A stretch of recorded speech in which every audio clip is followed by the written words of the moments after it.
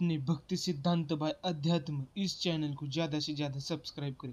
आप सभी के लिए मैं इतने मेहनत करके वीडियो बनाता हूँ। एक बार लाइक नहीं किया तो भी चलेगा, पर अपने भक्ति सिद्धांत बाय अध्यात्म इस चैनल को ज़्यादा से ज़्यादा सब्सक्राइब करें।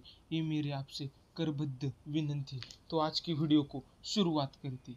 श्रीपाद श्री वल्लभ कलयुग में भगवान श्री दत्तात्रेय जी के पहले पूर्ण अवतार है। श्रीपाद श्री वल्लभ का जन्म 1320 में भाद्रपद सुधा गणेश चतुर्थी के दिन पीठापुरम आंध्र प्रदेश भारत में श्री अप्पलराज और सुमति शर्मा के यहाँ हुआ था। अप्पलराज और सुमति शर्मा श्री दत्तात्रेय महाराज जी के भक्त थे। उनके 2 बेटे और 3 बेटियां थी। उनका पहला बेटा लंगड़ा था और दूसरा अंधा था। एक बार अप्पलराज शर्मा के परिवार में श्राद्ध का कार्यक्रम की तैयारी चल रही थी और इस कार्यक्रम में कई ब्राह्मणों को अतिथि के रूप में आमंत्रित किया गया था। दोपहर के समय एक भिक्षुक भिक्षा के लिए आया। हालांकि प्रथा इसे रोकती है, लेकिन वेद कहता है कि जो किसी भी भोजन के समय भोजन के लिए आता है वह कोई और नहीं बल्कि स्वयं भगवान विष्णु है। आमंत्रित ब्राह्मणों को भोजन कराने से पहले सुमति ने भिक्षुक को भगवान विष्णु मानते हुए भोजन की पेशकश की।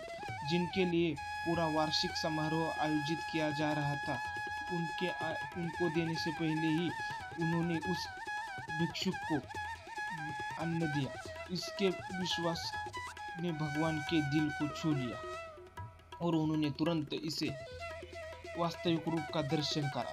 उनके शानदार रूप के 3 सिर थे जो बाघ की खाल से ढके हुए थे और उनका शरीर विभूति से भस्मांकित था। और उन्होंने कहा, माँ, मैं तुम्हारी भक्ति से प्रसन्न हूँ। ब्राह्मण अतिथियों को भोजन कराने से पहले तुमने मुझे पूरे विश्वास के साथ भोजन कराया है कि यह भेष में भगवान है। अब जो भी तुम चाहो मुझसे मांग लो, वो इच्छा तुम्हारी पूरी की जाए। इस दृश्य ने उसकी आंखों को धन्य कर दिया और अब उसके कान उसके मधुर शब्दों से पवित्र हो गए।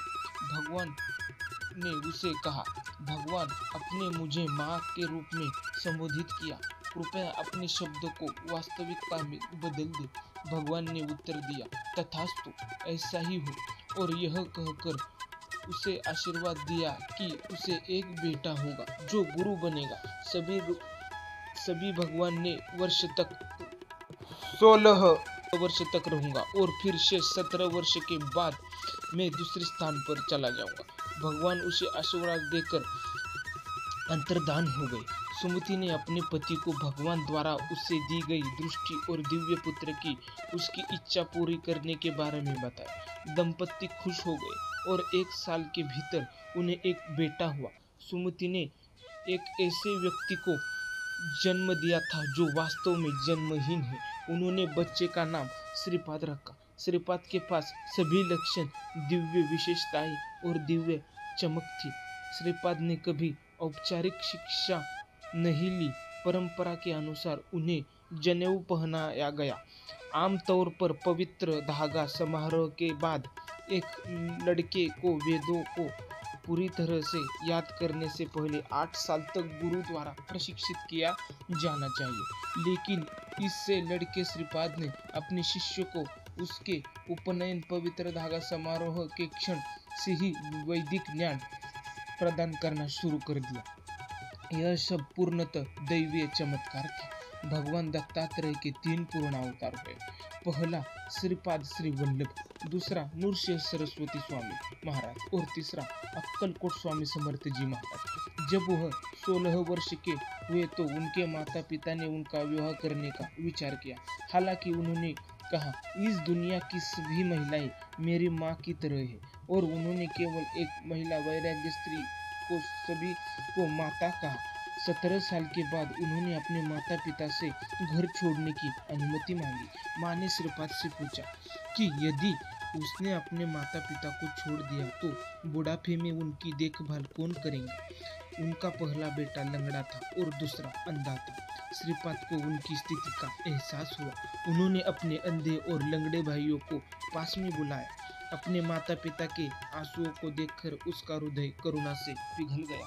श्रीपाद ने अपने भाइयों को छुआ और उन्हें एक पल में स्वस्थ कर दिया। इस चमत्कार ने भ्रम का पर्दा हटा दिया जिसने उन्हें संसार में बांध रखा था। तब भगवान ने उन्हें अपने वास्तविक दिव्य स्वरूप का दर्शन कराया।